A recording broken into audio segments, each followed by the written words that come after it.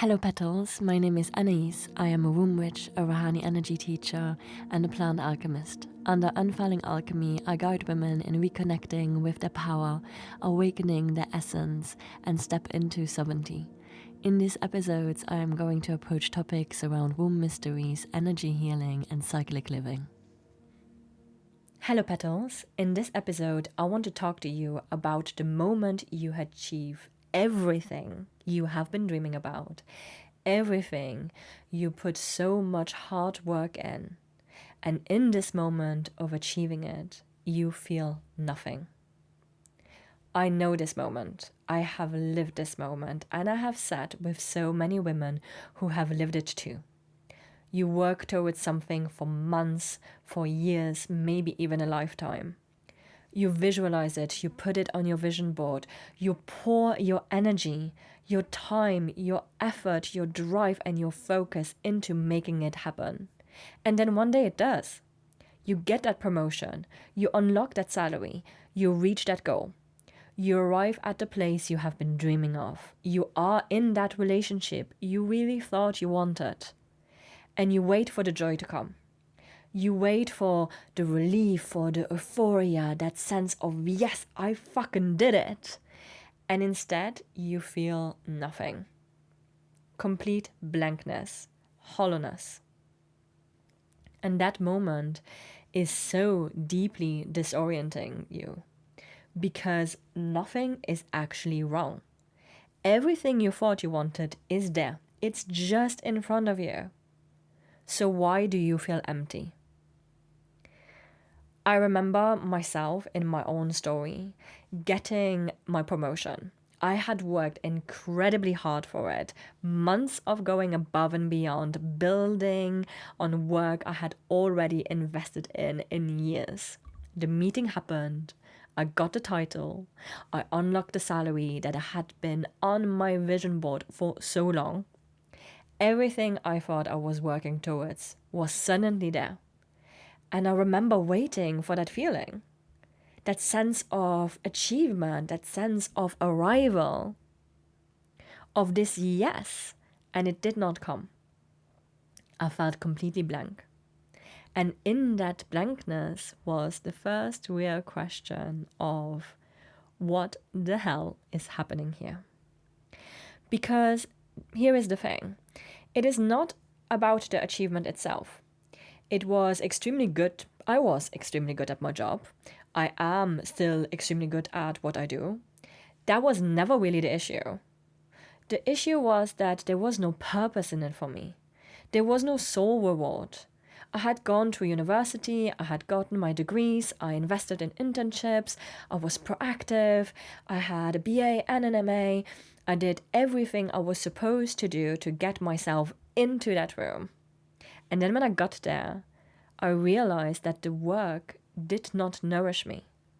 It was absolutely great for my ego. It was great for that external validation that I was seeking. It filled a gap in my sense of worth that I had actually not built for myself. And I was relying on that external marker to reinforce foundations that were not mine. And that is what the hollowness was actually pointing to. It was not failure, it was not a depressive episode or something broken inside me, inside you. The hollowness is a signal. It is your system saying something is not quite right. You have achieved what you thought with your mind you wanted, but it does not fit with who you actually are. You have built a life that looks good. It looks good on paper, but it is actually not nourishing you. It does not feel alive. There is no spark, no sense of purpose beyond that achievement. You do not feel that spark, that fire, that aliveness. And I think this is really important to sit with because so many of us have been taught that, the achievement is the goal. That if you work hard enough, you reach high enough, you tick all the boxes, then you will feel satisfied. And then you will feel successful, right? Then you will finally feel like enough. Then in that moment, you will feel fulfilled. But what happens when you do all of that and you still feel hollow, what does that tell you? It tells you that you have been building a life based on those external markers instead of your internal truth. I also remember another story. Yeah, actually sitting in Norway. And that was on my vision board for so many years. I was dreaming of going to Norway and Iceland. And yeah, I had like this such deep desire of going there. And it felt like such unachievable for me for years. And so, it was on my vision board. And then finally I got there. I was there with my partner at the time, and we were what looked like from the external a stable, fulfilling relationship.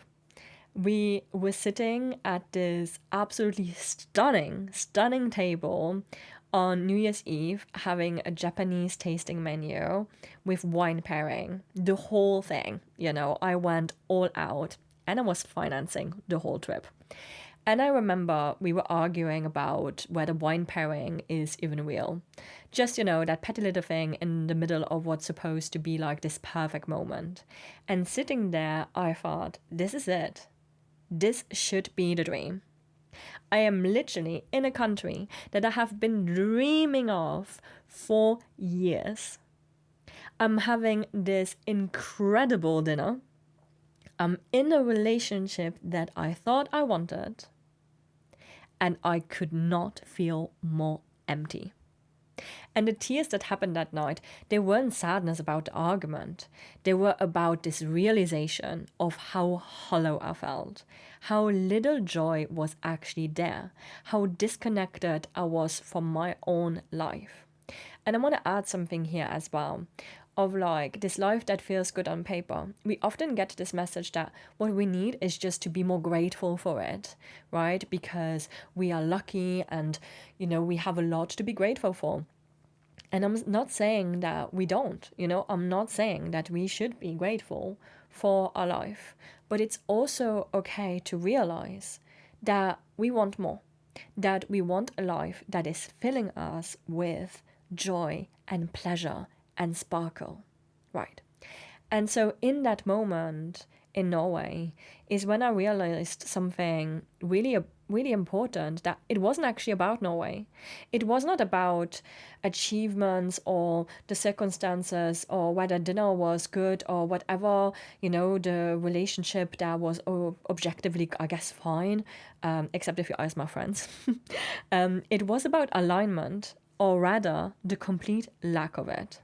I had built a life based on what I thought I was supposed to want. What looked good from the outside. What hit the marks I had been told to aim for. The degrees, the career, the relationship, this dream holiday. All of it checked boxes that either someone else had drawn or I had drawn from a place of misalignment. So none of that was actually in alignment with who I was underneath it all, or who I wanted to become. None of it was coming from an internal knowing of what would actually make me feel alive. And honestly speaking, a lot of this came from a place of seeking stability and security, because I grew up in so much chaos, emotionally, physically, financially, that my first priority in building my life was achieving that stability. And there is absolutely no regret in doing that, because I was in a flavor of my life where I so needed it, where I so absolutely needed it. But there was also this moment of realization that that wasn't enough, that the life that I had built for myself was just not making me feel alive and full of drive and spark for all of the right soul-nourishing, heart-warming reasons. And when you live out of alignment like that, when you are chasing these external markers instead of listening to what actually brings you alive, something inside you just goes quiet. something that is supposed to be loud and clear and guiding you just kind of stops. And that something is your relationship to your womb. It is your inner knowing, your intuition, your compass, your sense of what is true for you and what is not. And when you are disconnected from that, when you are building a life based on those external metrics and this external validation and this very masculine energy, instead of your internal truth, you can achieve everything and still feel nothing. Because the achievements are not coming from this place of real alignment. It is not coming from what actually nourishes you or makes you feel alive. It is coming from this part of you that is trying to prove something, that is trying to be enough, that is trying to fill a gap that was never supposed to be filled from the outside. So when that hollowness comes, and it will, that moment is not the problem to fix. It is not a sign of failure or of broken dreams. It is information. It is your system. It is your womb saying that something isn't quite right. And it is a beautiful, powerful invitation. An invitation to pause, to get still, to ask yourself some real questions. What would you actually bring you joy? What would actually nourish me? What will make me feel alive? What am I building towards because I truly want it versus what I am chasing because I think I'm supposed to do so? What does my body actually know that my mind has been overriding? And that distinction matters more than anything else. Because the moment you start asking those questions, the moment you start listening to what is actually true for yourself instead of what you have been told to want, everything starts shifting. And that is the first step. That moment there is the first step of recognizing that you are out of alignment. And then with my clients and in my programs, I support women then to go from those moments of realization into actually acting from that space and then building a life that is in alignment with them, reclaiming that truth, reclaiming that power, and learning how to move from that space. Right. Thank you very much for listening to this episode, and I see you in the next ones, my petals.